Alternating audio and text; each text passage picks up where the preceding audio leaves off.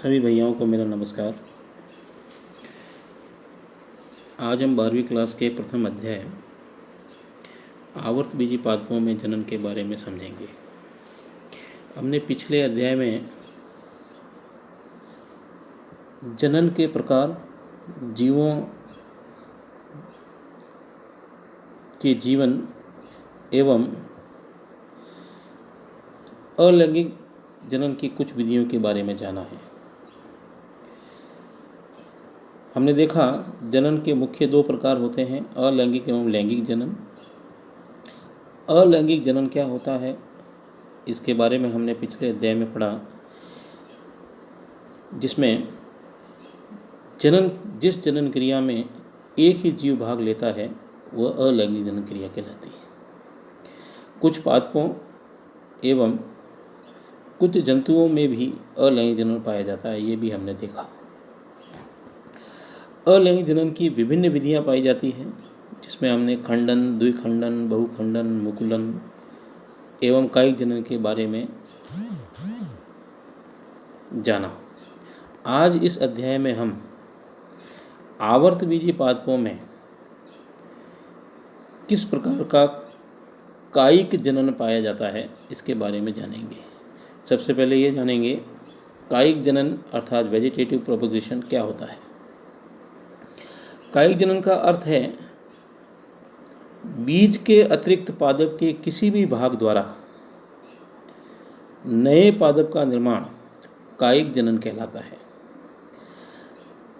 हमने आवर्तबीजी पादप क्या होते हैं हमने 11वीं कक्षा में पढ़ा है। बीज के आधार पर पादपों को दो भागों में बांटा गया है, आवर्तबीजी एवं अनावर्तबीजी। आवर्तबीजी यानी वे पादप जिनके बीज बीज चोल द्वारा ढके रहते हैं, एवं वे पादप जिनके बीज चोल द्वारा नहीं ढके रहते हैं अनावर्तबीजी अर्थात जिम्नोस्पर्म कहलाते हैं। आवर्तबीजी में अस्पष्ट पीढ़ी एकांतर पाया जाता है। पीढ़ी एकांतर का अर्थ है क्रमानुसार वयस्क से नई संतति एवं नई संतति से युग्मकों का निर्माण एवं युग्मकों से पुनः नई संतति का निर्माण पीढ़ी एकांतर कहलाता है। तो हमने देखा बीज पर आवरण युक्त वाले जो पौधे हैं उन्हें एंजियोस्पर्म कहते हैं। आवर्तबीजी पादपों में जनन दो प्रकार का, अनिषेक बीजता एवं कायिक जनन। अनिषेक बीजता यानी जिन पादपों में बिना युग्मक संलयन के, युग्मक संलयन होने पर निषेचन की क्रिया होती है और निषेचन की क्रिया के पश्चात द्विगुणित युग्मनज अर्थात जाइगोट का निर्माण हो जाता है, जिससे भ्रूण का विकास होना प्रारंभ हो जाता है। परंतु यहाँ बिना युग्मकों के संलयन के प्रवर्धन बीजों द्वारा अगर होता है, यानी बीज का निर्माण होता है, तो ऐसे जनन को अनिषेक बीजता कहते हैं। ये भी एक प्रकार का जनन है। आज यहाँ हम जो मुख्य रूप से बात करेंगे वो कायिक जनन के बारे में बात करेंगे। कायिक जनन यहाँ जैसे लिखा हुआ है, बीज के अतिरिक्त पादप के किसी भी भाग द्वारा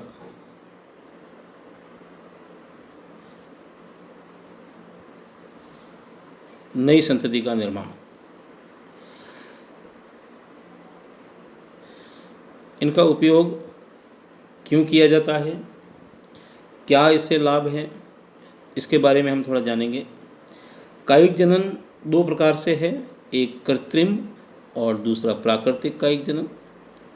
पहले हम प्राकृतिक कायिक जनन के बारे में जानेंगे।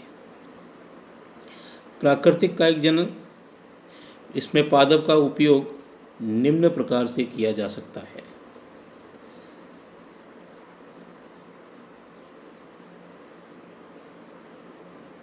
जैसे यहाँ दिख रहा है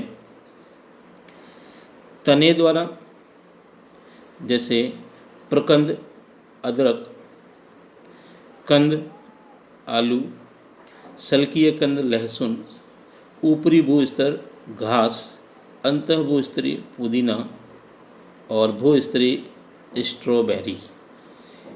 इन पादपों में हमने देखा बीज की आवश्यकता नहीं होती है, बिना बीज के भी इनको उगाया जा सकता है और इनसे हमें बहुत तेज़ी से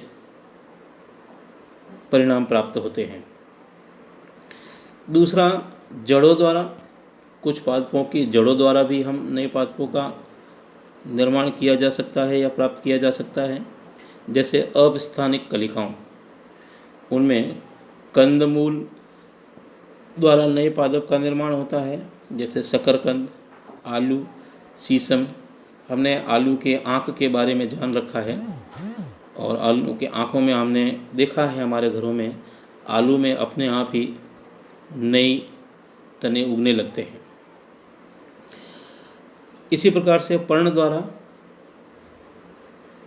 नए पादप का निर्माण, यानी पत्ती ब्रायोफिलम यानी पत्थर चट्टा की पत्तियों से अनुकूल परिस्थितियों में नई पर्ण कलिकाएं निकलने लगती है, जो आगे चलकर नए विकसित पादप को जन्म देती है। इसी प्रकार जननांगों द्वारा प्राकृतिक कायिक जनन, जो पुष्प पादप का जनन भाग है, जिन पे जनन भाग स्त्री केसर एवं पुंग केसर पाए जाते हैं, के स्थान पर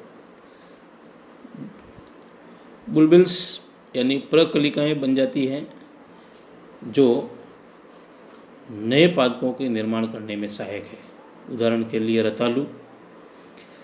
ये सारी प्राकृतिक कायिक जनन की विधियां हैं जिनमें बीज की आवश्यकता नहीं होती है। अब हम देखेंगे कुछ कायिक जनन मानव द्वारा विकसित किए गए हैं, जिन्हें कृत्रिम कायिक जनन वो कहा जाता है। मानव द्वारा कृत्रिम कायिक जनन किस प्रकार से किया जाता है, जो आज विज्ञान की बहुत बड़ी देन है, जिसमें उत्पादन क्षमता को बहुत तेज़ गति से बढ़ाया गया है।